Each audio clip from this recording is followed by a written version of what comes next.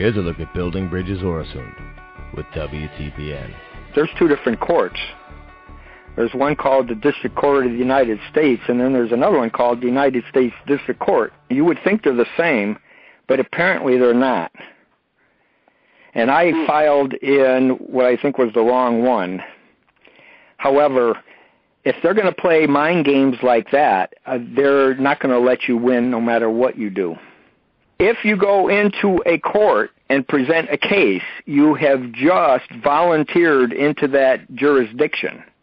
So if you go to an appeals court for tax and you're fighting income tax, you've already volunteered into that income taxation law, whether it applied before or not. So you cannot fight it inside their realm and get away with it. I shouldn't use the words get away with it. You can't fight inside their realm and win. It's like being in their home court, except that it's not. That's a rabbit hole that goes really, really, really, really deep.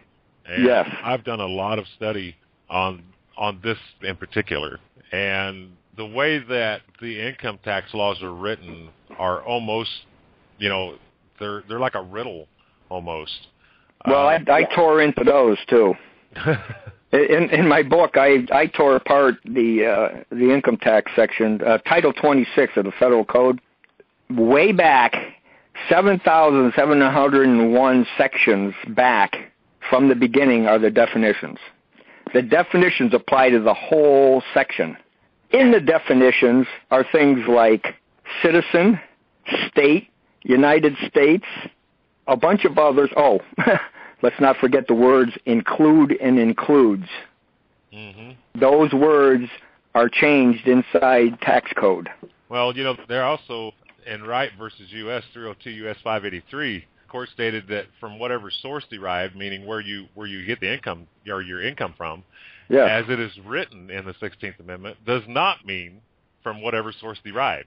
That's right. So you have stuff like this all through the amendments that they've got all through this, and there is so much that goes on. I mean, 1040s and 1041A and all the different types of income tax that you can file, and there's still, like you said, it's all under Title 26. Well, that's the thing, though. If you pick up that form and you file it, you have just entered the lion's den. Yeah, you just accepted that you're yes, you're admitting that law is in effect. That's why you're going to abide by it. So that's right. That's why I stopped filing, because at the bottom of the form it has your name under penalties of perjury. If you sign that, you are committing perjury. Yes. Well, I don't make any taxable income, so I don't file taxes either. Well, I make income. I don't make taxable income per that law. People have gone to jail for saying they don't make income, when in fact they make income.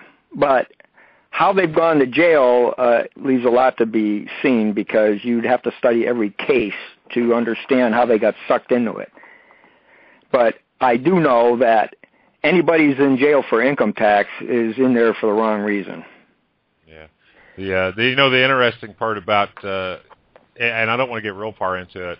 Yeah. But in the context of employment, which is defined in 3121 Subtitle C of the United States Code, it omits the 50 states in this title for income taxes because they're limited to federally connected employment.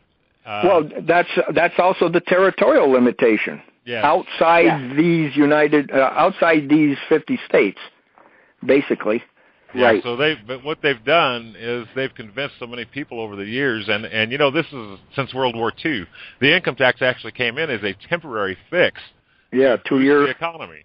Yep. Yeah, it was a 2-year agreement to boost the economy. And after that was over, then the government's, they've seen, oh, wow, look at all this money we've got. Wow, we've got to get deeper into these pockets. We've got to convince people that they have to pay this.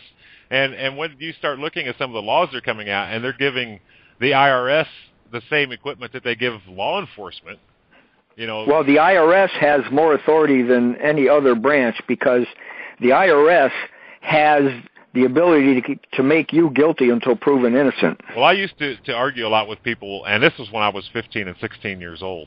I had this argument. You started earlier than me. Yes, well, I got into an argument with a friend of mine, and he said, I own my home. I said, really? I said, I bet you own your car too, huh? He says, well, yeah, I own my car. I paid it off. I said, okay. I said, do you have a title for your car? He says, yeah, I got it right here. I said, that says certificate of title. Where's the title?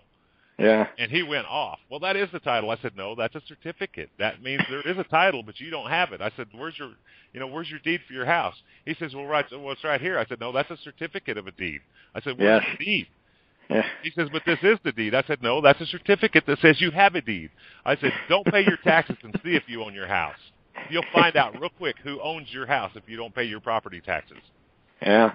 And he just went irate on that. So, which now he's wide awake too. He is very much awake. Which actually I opened a lion's den with him because there's a lot of times I don't talk to him all long because within about 10 minutes you think his veins are going to start bursting. Well, this has been 30 years and he still gets that way. So, awakening is a very abrupt, harsh thing. Oh, God, yeah. For me, it was very abrupt because once I went down that path, I became very much alone. There was even family members didn't understand where I was going, and they thought I could just back out. Well, when I was 15 and 16, I was studying this stuff, and I was studying it heavily. I have all my life.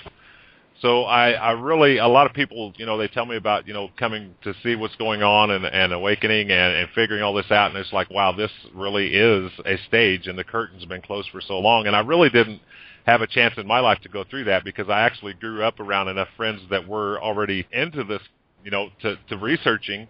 Yeah, you were lucky. And so I really grew up knowing it, and some of the reactions that people have, I mean, I really feel sorry for them because there are some people I know that have woken up to this for 30, 40, 50 years. They had no clue.